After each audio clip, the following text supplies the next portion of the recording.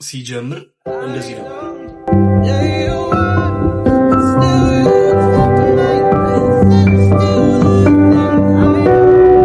ተሳስተ በህይወት ዘመን ባታገባ ይሻልሃል እንጂ ባታገባቸው የሚመከራቸውን አይነት ሴቶች ልንገር። ስለምደበደበ ነው ውጭ መታደብ ትደበደበኛለች። አሁን በቅርቡ ይኸው ፈንግታኛለች።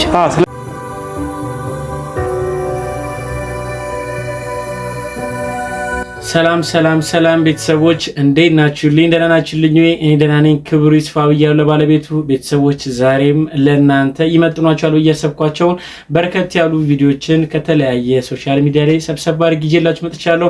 በእነሱ ላይ እኔ እዚህ ሀሳብ እሰጣለሁ፣ እናንተ ደግሞ ኮሜንት ሴክሽን ላይ ሀሳባችሁን ትሰጣላችሁ። ቤተሰቦች ባመጣሁላችሁ ቪዲዮዎች ላይ ተመርኩዛችሁ የራሳችሁን ህይወትን በመመልከት እንግዲህ ለሌሎች ያስተምራል ብዬ ስለማስብ እናንተም ደግሞ ሀሳባችሁን ኮሜንት ሴክሽን ላይ በመግለጽ ሌሎች እንዲማሩበት ማድረግ ትችላላችሁ። ቤተሰቦች ወደ ቪዲዮቹ እንሄዳለን።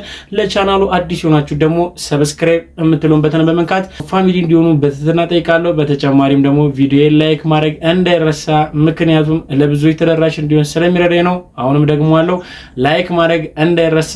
ወደ ቪዲዮቹ እንሄዳለን። አብራችሁን ቆዩ።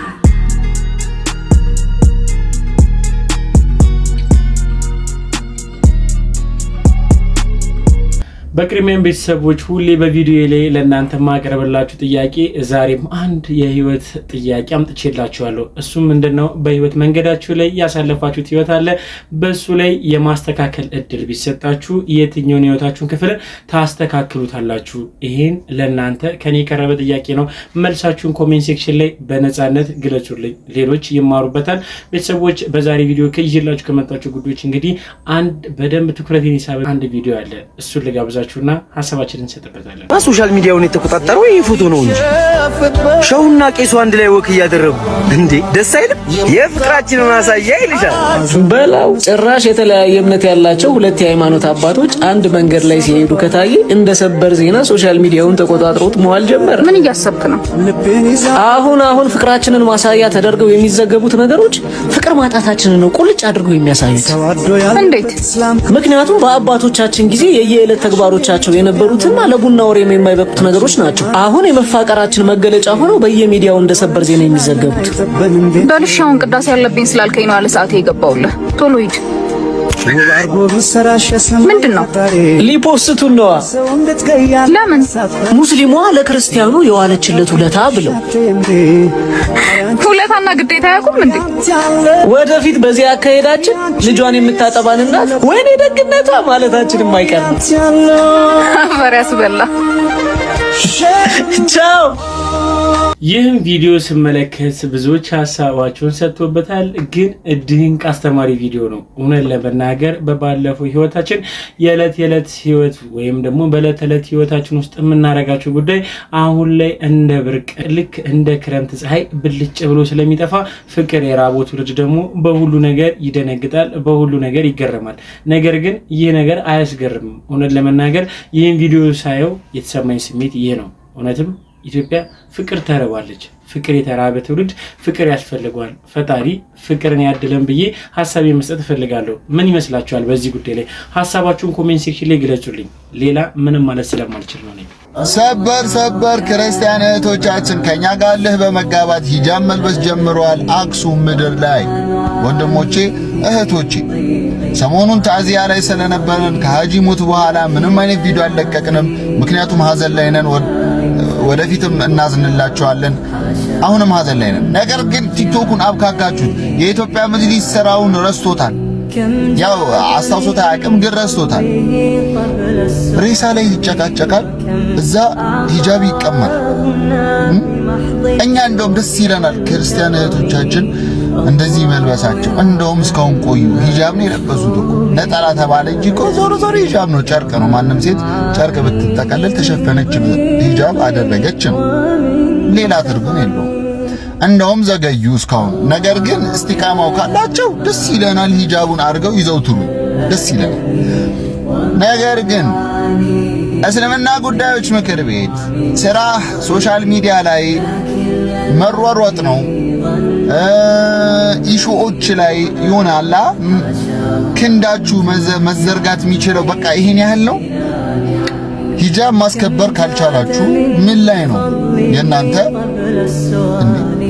ምን እሺ አለን እስልምና ለኛ ለእስልምና የሚቆም ድርጅት አለ ጥያቄ ውስጥ ነው እየገባን ያለው ምክንያቱም ለሂጃብ ካልቆመ እሺ ለየትኛው ነገር ልትቆም ነው ነገ እኮ ሰላት በየቤቶቻችሁ ስገዱ ብንባል እሺ ልትል አዛን አታውጣ ብትባል እሺ ልትል ምንም የምትፈጥረው ነገር የለም ማለት ነው በዚህ ጉልበት ትንንሹ ነገራት ላይ ጉልበትህን ካላሳየ ትንንሹ ነገራት ላይ ጉልበት ማዳበር ጡንቻህን ማበርታት ካልቻልክ ትልልቁ ነገር ላይ ወሽመጥህን ነው የምትቆረጠው ይሄ ደግሞ ሙስሊሞችን ያሽመደምዳል ሰው ተወካይ ብሎ እስከ አስቀመጣችሁ ድረስ ግዴታ የሆኑ ነገራቶችን አስፈጽሙልን እባካችሁ ይሄ የሰሞናዊ ኢሹ እየፈለጋችሁ አፋችሁን የምትከፍቱት ነገር ተው መጀመሪያ ፈርዱን ሄዳችሁ አስፈጽሙ በሰላም ስንጠይቅ ማለት ነው በጨዋ ደም ስንጠይቅ ማለት ነው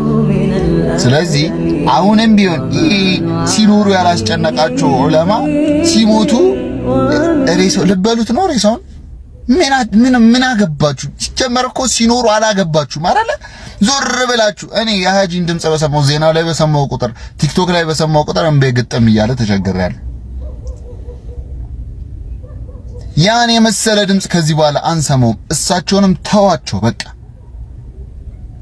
ወደ ስራችሁ ያው ሰርታችሁ አላየንም ግን ወደ ስራችሁ ተመለሱ ሂጃብ አስከብሩ በትንሹ ነገር ጀምሩ ለማለት ያህል ነው እናንተ እስቲ ሐሳባችሁን ኮሜንት ላይ አስቀምጡልኝ እንደሰማችሁት ነው ኦርቶዶክሳውያኖች ለእስልምና ተከታይ እህቶቻቸው ሲሉ ነጠላ ለብሰው ትምህርት ቤት ገብተዋል ምክንያቱም ማንኛውም ሴት ኒቃብ ትከለከል አይገባም ብሎ በዛ የተነሳ ጉዳይ ነው ለማንኛውም አንድነትን ፍቅርን የሚሰብኩ ጉዳዮችን ለትውልድ ማድረስ ግዴታ ስለሆነ ሁላችንም ይመለከተናል ስለዚህ እኔ ሐሳቤን እንደዚህ ብዬ በገልጽላችሁ እናንተ ደግሞ ምን ይመስላችኋል በዚህ ጉዳይ ላይ ሐሳባችሁ እስቲ ምን ይመስላል ኮሜንት ሴክሽን ላይ ግለጹልኝ እላችኋለሁ ባልና ሚስት ወደ መኝታቸው እያመሩ ነው በድንገት ባልየው ከቤታቸው ጀርባ ያለውን መጋዘን ቤት መብራት እንዳላጠፋው ትዝ አለውና ተነስቶ ወደዛ አመራ ነገር ግን አትክልት ቤቱ ውስጥ 3 ሌቦች ሰብረው ገብቶ ተመለከተ ወዲያው ፖሊስ ጣቢያ ደውሎ እርዳታ ጠየቀ ኦፊሰሩም አሁን ሁሉም ፖሊሶች ለስራ ወጥተዋል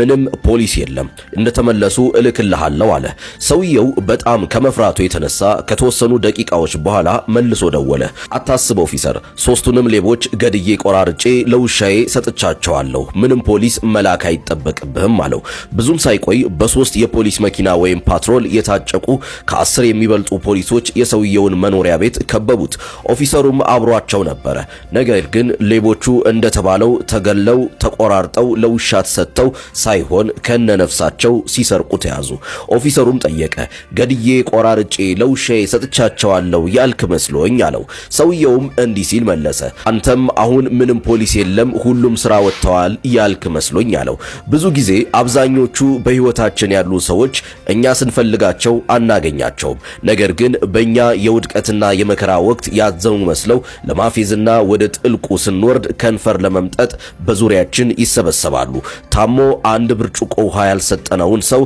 ሲቦት አፈር ለመጫንና ንፍሮውን እየበላን እንዲነበር እሱ እያል የውሸት ድርሰታችንን ለማንበብ አንጣደፍ እውነት የምንላቸውን ሰዎች ከወደድናቸው ስለነሱ የምናስብ ከሆነ ሰው በሚያስፈልጋቸው ወቅት ከጎናቸው እንሁን ዛሬን ለነገ እንኑር መልካም ጊዜ ድንቅ የሆነ ንግግር ድንቅ የሆነ ገለጻ ብያለሁ ሁላችንም በዙሪያችን እንደዚህ አይነት ሰዎች አሉ ከእንደዚህ አይነት ሰዎች ፈጣሪ ይጠብቀን ፈጣሪም ደግሞ መልካም ሰዎችን ወደ ህይወታችን ያስገባልን ብዬ እኔ መረቃችኋለሁ እስቲ አንድ ጊዜ ሁላችንም ለዚህ ትራፊክ ፖሊስ እናጨብጭብለት እናመሰግናለን ብላችሁም ሁላችሁም ኮሜንት ላይ ጻፉለት በእርግጠኝነት ይደርሷል በትናንትናው ዕለት ዩኒቲ አካባቢ ላይ አደገኛ የተባሉ የመኪና ሌቦች የፌደራል ልብስ አስመስለው እንደዚህ እንደምትመለከቱትም የፌደራል ልብስን ለብሰው በቀጥታ አንድ ዲዛይር የምትነዳ ሴትዮንም ከመኪና አስወርደው መንገድ ላይ ከጣላው በኋላ መኪናዋን ይዘውባ በሚሄዱበት ሰዓትም የትራፊክ በአካባቢው ስለነበር ይመለከታቸዋል ለህይወቱ ሳይሰጋም ታዲያ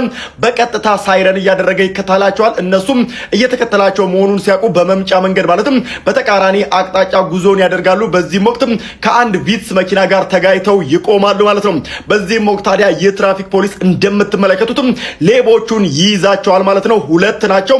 በዛም ታዲያ ለፖሊስ አስረክቧቸዋል። እነዚህ ሁለት ግለሰቦች ታዲያ ሐሰተኛ የፌዴራል ልብስን የሚመስል ልብስ ለብሰው እንደዚህ አይነት ዘረፋ ፈጽመዋል። ታዲያ ችግር የደረሰባትም አደጋው ያጋጠማትም የዲዛይሯ ባለቤትም ሕክምናን እየተከታተለች ትገኛለች። ነገር ግን የዚህ የትራፊክ ፖሊስ ተግባር እጅግ በጣም የሚደነቅ ነው። እንደሰማችሁት ነው። የሰሞኑ መነጋገሪያ ጉዳይ ይህ ነው። የፌዴራል የደንብ ልብስ በመልበስ ወንጀል የሚሰሩ ግለሰቦች በቁጥጥር ስር ውለዋል። ይህ ደስ የሚል ዜና ነው። ይህም ደግሞ ወንጀለኞቹ በቁጥጥር ስር እንዲውሉ እየረዳው ማን ነው? የትራፊክ አገልግሎት የሚሰጥ የትራፊክ ፖሊስ ነው። እነሱን ተከታትሎ ወንጀለኞቹን በቁጥጥር ስር አውሎ ለህግ አስረክቧል። የሰው ልናመሰግነው ይገባል ብዬ ሀሳቤን እሰጣለሁ። እንደዚህ አይነት ጉዳይ የደረሰባችሁ ካላችሁ ወይም ደግሞ ሲፈጸም ያያችሁ ያልደረሰባችሁም ብትሆኑ ሀሳባችሁን ኮሜንት ሴክሽን ላይ ገለጹልኝ ብዬ ሀሳቤን እሰጣችኋለሁ። በተጨማሪም የሰሞኑ መነጋገሪያ የሆነ ትዳር አለ። ምንድን ነው ልጋብዛችሁና ሀሳባችን እንሰጥበታለን። ስለምደበድበ ነው ውጭ ትደበድበኛለች። አሁን በቅርቡ ይኸው ፈንግታኛለች። ስለምደበድበ ነው ውጭ ያደርካለሁ። ስለምደበድበኝ እንደገና የሰው መኪና ስኮርት ነው የሚይዘው። ስኮርት ማለት በሳምንቱ ለሶስት ቀን እሰራለሁ። ከተቀያየረ ከልጆች ጋር ስሰራ ያን ይዤ የመጣሁትን ብር አላገኘሁም። ቤት ውስጥ ይዤ አልገባም። ቤት ውስጥ ራሱ ይዤ ስመጣ ወስታብኝ ከሰው ጋር ጣልታኛለች። ብዙ ጊዜ ደግሞ ቁርስ ትወስዳለች፣ መንጀፍካ ትወስዳለች። እያንዳንዱ ነገር ስለምትወስድ ያን እንዳትወስድብኝ ብዬ ውጪ አድሬ ልጆቼ ግን የሚያስፈልጋቸው ነገር ይካለው በሰራሁበት ይመስክሩብኝ። ልጆቼ አያረግም ይበሉ እስቲ ልጆቼ አያረግልንም ይበሉ እና እኔ ውጪ በማድረግበት ሰዓት ግን የሚያስፈልጋቸው ነገሮች በትክክል ቤት ውስጥ ከዚህ በፊት ከዛሬ 3-4 ዓመት በፊት አስቤዛ ገብቶ ነበር የምንጠቀመው። አሁን አስቤዛው ማስፈጨቱን ሰማይቻል ሳልቻልኩኝ አላስፈጭ ዳቦ ገዝቼ ነው እንጀራም ከሱቅ ተገዝቶ ነው ሲኖር እኔ ስሰራ የሚጠቀሙት። አንዳንዴ ከልጆችም ለምኛሉ ታክሲ ሹፌሮች ምናምን በቃ እንደዚህ ምናምን ያውቃሉ የሚያቆኝ ልጆች ያው ስለፈታው ወይም ችግር ላይ ስለሆንኩኝ ይሰጡኛል የሆነ ነገር። እንደሰማችሁት ነው። ባል ተቸግሮ ለሚስትና ለልጆቹ አስቦ የልፋቱን ዋጋ ይዞ ወደ ቤት በሚመጣ ሰዓት ሚስት ባል የሚጠበቅበትን ኃላፊነትን ማሟላቱ ሳይንስ በመማታትም እንዲሁም ደግሞ ጥቃት አድርሳበትም የሰራበትንም ገንዘብንም እንደምናጥቀው ተናግሯል። ይህ ጉዳይ ለብዙዎች ፈገግታን የሚጭራል እንዲሁም ደግሞ ለደረሰበትም ወይም ደግሞ በዚህ መከራ ውስጥ እያሳለፈ ላለ ባለ ደግሞ በጣም ያሳዝን ጉዳይ ነው። ነገር ግን ሴቶቻችን ወዴት እየሄዳችሁ ነው? የዘንድሮ ሚስቶች አልተቻሉም ብለው ብዙዎች ሀሳባቸውን እየሰጡበት ይገኛሉ። ምን ይመስላችኋል? እናንተስ ሀሳባችሁን ኮሜንት ሴክሽን ላይ ግለጹልኝ። አንዴችን ቪዲዮ እንያት ያረዳል። በቃ ማታገባት ከሆነ ህይወቷን ብጥብጥ አታድርገው። ብርዝናይ ህልሟን አትቀማት፣ ህይወቷን አትቀማት። ሴት ልጅ ክብረ ንጽህናዋ ማለት ህይወቷ ነው። የምሬን እኮ ነው። አገባሻለሁ ብለ የሆነ ነገር ክብረ ንጽህናዋን ካገኘ በኋላ ላሽ ትላለህ። ሌላ ነው የሚያምር። ለምን ታደርጋለህ? እናት ብትሆን እህት ብትሆን ታደርጋለህ? እህት ላይ ሆነ ወንድ እንደዚህ አይነት ነገር አደረገ ቢባል ትታገለው? እህት ላይ ቢደረግ እንደዚህ አድርጎኛል ብላ ብትል ትፈራለህ? ለእህት አትሞትላትም?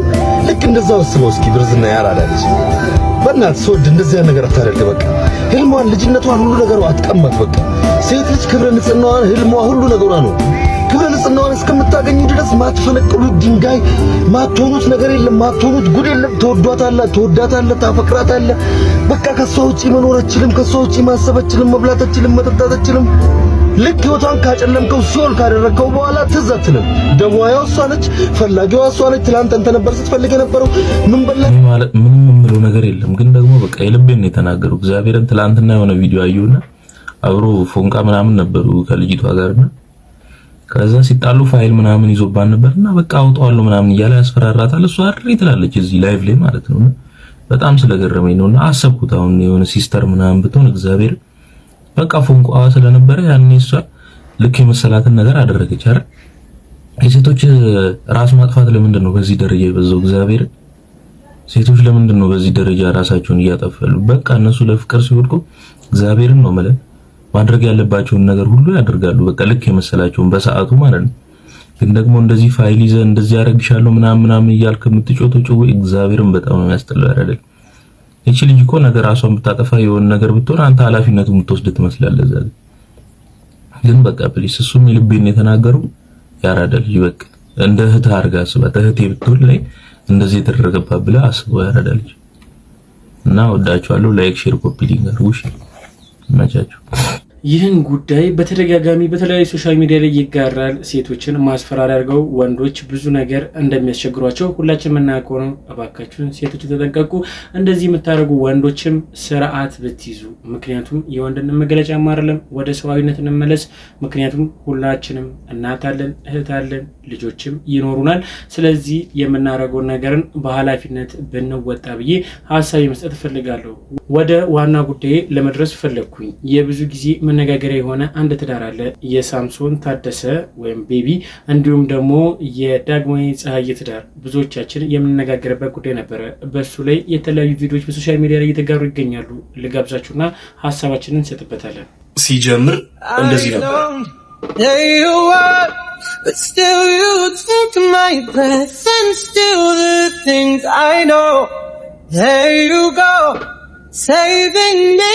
ፍጻሜው ደግሞ የተበላሹ ነገሮች ስለነበሩ ሚስት እንደማይስተካከል አውቀው ነበረ። አልተሳካም። በፍቺ ነው የተጠናቀቀው። ዳግማዊት ከተፋታሽ በኋላ ምን አይነት ሁኔታ ሊልች የሚለው ደግሞ እኔ አንቺን ከተውኩ ማለት ነው እኔ ወንድ እንዳትይኝሽ እናሽን ድራሽሽን አጠፋለሁ። አታውቂኝም። ይኸውልሽ ዳጊ ፈጣሪ ምስክሬ፣ ልጄ ትሙት ዞያ ትሙት አንቺን ካላጠፋው እኔ ወንድ አይደለሁም። እሺ you will see እኔ ሳልነግርሽ ምን እኔ የነገርኩሽ እየጻፍኩልሽ ነው የማደርገው። እየጻፍኩልሽ ፖስት አሁን ድራሽሽን አጠፋለሁ እናት። በዚህ ጉዳይ እኔ ምንም ማለት አልፈልግም። እናንተ ምን ትላላችሁ? ኮሜንት ላይ አሳውቁኝ። እና ደግሞ ለዚህ ቤት አዲስ ከሆናችሁ ፎሎ ማድረግ እንዳይረሳ። ከጥቂት ወራቶች በፊት ትዳራቸው እንደተለያዩ ትዳራቸው እንደፈረሰ መረጃ ወደ ጆሮአችን መጥቷል። ብዙዎችም ትዳራቸው በመፍረሳቸው አዝነዋል። ምክንያቱም መልካም ሰዎች እንደሆኑ ሁላችንም እናውቃለን። ነገር ግን የሰሞኑ ደግሞ አይታል የሚያስብል ጉዳይ መጥቷል። እሱ ምንድነው? ሳምሶን ቤቢ በራሱ የቲክቶክ ኦፊሻል ፔጁ እንግዲህ ይህንን ቪዲዮ አጋራን። ምንድነው? ልጋብዛችሁ።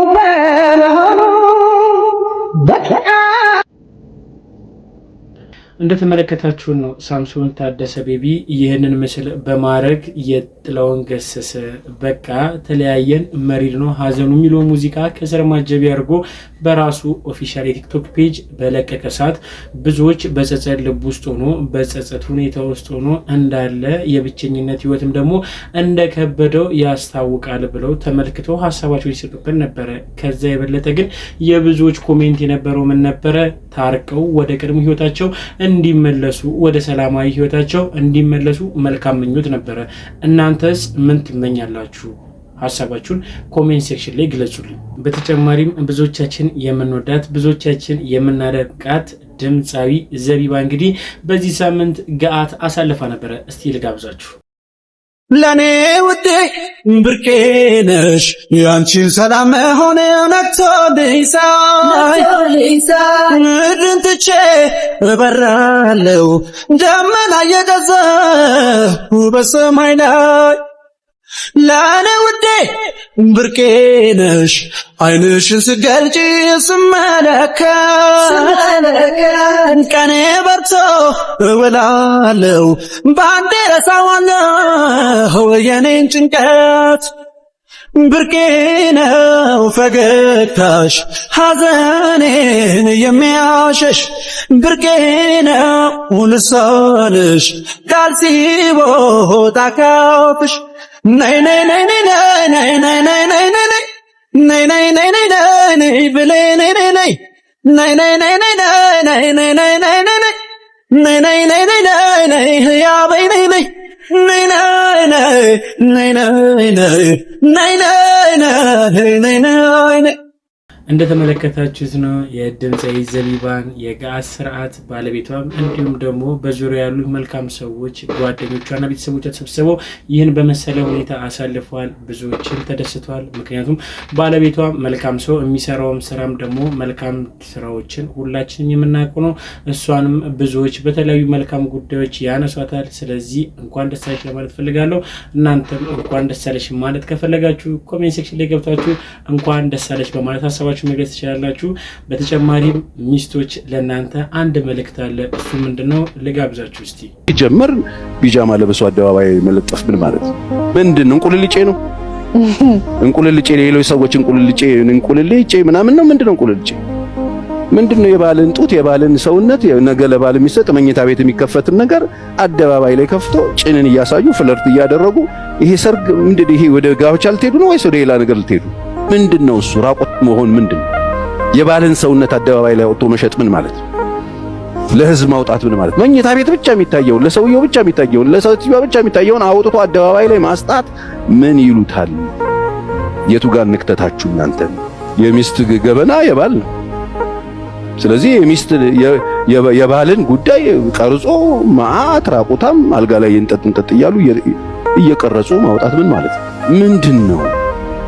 የፓስተር ቸሪ ንግግርን ሰምታችኋል። ሚስቶች እባካችሁን የባላችሁን ገላ ጠብቁ፣ ለሌሎቹን ማሳየት ተገቢ አይደለም ብሎ ተናግሯል። ምን ይመስላችኋል? እንዲሁም ደግሞ ከሰሞኑ ካየኋቸው ቪዲዮዎች መካከል ያስተምረናል ቁም ነገርም አለው ብዬ ስላሰብኩኝ አንድ ቪዲዮ አለ።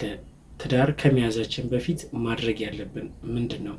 ትዳር ለያዛችሁትም ስለሚጠቅም አንድ ላይ ተጋበዙልኝ። ተሳስተ በህይወት ዘመን ባታገባ ይሻልሃል እንጂ ባታገባቸው የሚመከራቸውን አይነት ሴቶች ልንገር። ተሳስተሽ ባታገቢ ይመከራል እንጂ እንደዚህ አይነት ሰዎችን አታግቢ የምልባቸውን በጣም አስቸጋሪ የሆኑ ሰዎችን ልንገርሽ። በነገራችን ላይ ዛሬ ቅዱስ ነው ብለሽ ያገባሽው ሰው ነገ ከቅዱስ በተቃራኒ ሊሆን ይችላል። ዛሬ በጣም የምትለይ ናት ብለህ ያገባሃት ሴት ነገ በጣም የምታስቸግር፣ በጣም ከባድ፣ በጣም መጥፎ ባህሪ ያላት ሴት ልትሆን ትችላለች። ይሄ ያልበሰለች ሴት፣ ልጅነቷን ያልጨረሰች ሴት፣ ያልበሰለ ወንድ፣ ልጅነቱን ያልጨረሰ ወንድ እንዳትሳሳች። እልህኛ ሴት፣ በጣም እልህ ያለባት ሴት በጣም ሲበዛ ከባድ ነው። እልህ ያለበት ወንድ ለትዳር በጣም ከባድ ነው። ሁለተኛ ደግሞ ቅናተኛ ሴት፣ አይ ስለምትወድህ እኮ ነው፣ ስለሚወድሽ እኮ ነው። እንደዛ ነው መጀመሪያ የሚባለው። በኋላ ላይ ግን አታስተነፍስ። በቃ ቅናተኛ ልጅ የት ወጣ የት ገባ፣ በቃ እያንዳንዱ ነገር ላይ አያስበላህም። መጀመሪያ ነው ደስ የሚለው። ኦኬ እሷ ትቀናለች ማለት ትንሽ እንደ ጉራ ታወራለህ። ከሆነ ጊዜ በኋላ ግን መስራት አትችልም። በጣም ሲበዛ ቅናተኛ ሴት በጣም ከባድ ነች። በጣም ቅናተኛ ወንድም በጣም ከባድ ነው። ከዛ ደግሞ ማትረዳ ሴት፣ እዚህ ጋር የሞትክ እዚህ ጋር የደከምክ ማትረዳ፣ እዚህ ጋር የሞትሽ እዚህ ጋር የደከምሽ የማይረዳን ሰው ጎትተ ሚስት ማድረግ ጎትተሽ ባል ማድረግ በጣም አደገኛ ነገር አለ። እንደሰማችሁት ነው ወንድማችን የሰጠን ሀሳብ። በርከት ያሉ ቪዲዮዎችም አሉት። ከዚህ በፊትም ጋብዣችሁ ነበረ። ምናልባት መማሪያ ይሆናል ብዬ ስላሰብኩኝ ነው። ከትዳር በፊት ሁላችን ልናስበው ምን አይነት ሰው ነው የምናገባው፣ ወደ ትዳራችን ውስጥ ከመግባታችን በፊት ልናስብበት የሚገባ ነው። ትዳር ውስጥም ላላችሁ ሰዎች ይህ ትምህርት ይሆናችኋል። እንደዚህ አይነት ባህሪ ያለበትን ሰው ካለ የባህሪ ቢቆም ብዬ እኔ ሀሳቤን እሰጣለሁ። እናንተስ ምን ይመስላችኋል? በተጨማሪም ከሰሞኑ በተለይ ሶሻል ሚዲያ ሲጋራ ከነበሩ ጉዳዮች መካከል እንግዲህ ብዙዎቻችን የምናውቀው ባለሀብት ወርቁ አይተነው እንግዲህ ድንቅ ንግግር ተናግሯል። ምንድን ነው የተናገረው? ልጋብዛችሁ እስቲ። እግዚአብሔርን ለምንሆን ጊዜ የምሰጠው ነገር እንዳያሳጣኝ ነው። ባይዘው እንደ መስጠቴ የሌላቸው የዳዎች መጨረሻ ነበር መሆን ያለብኝ። ግን መስጠት ጸጋ ስለሆነ ሁል ጊዜ ይሰፋል። ሁል ጊዜ ማን ነው በዚህ ደረጃ ፋብሪካ ኢትዮጵያ ውስጥ ያቋቋመ? ያውም ከእስር ቤት ወጥቶ። ይሄ እግዚአብሔር ነው እንጂ እኔ መሰለ ይሄ የድሃው ጸሎት ነው እንጂ እኔ እኮ አይደለም። ስለዚህ እኔን እዚህ ቦታ ላይ ያደረሰኝ እግዚአብሔር ፈቅዷል። እግዚአብሔር የሚሰጥበት እጅ አግኝቷል። በሞኝነትም አይደለም የሚሰጥ፣ በብልጥነት ነው። ባይዘው መስጠት ሞኝነት አይደለም፣ ብልጥነት ነው። ለምን?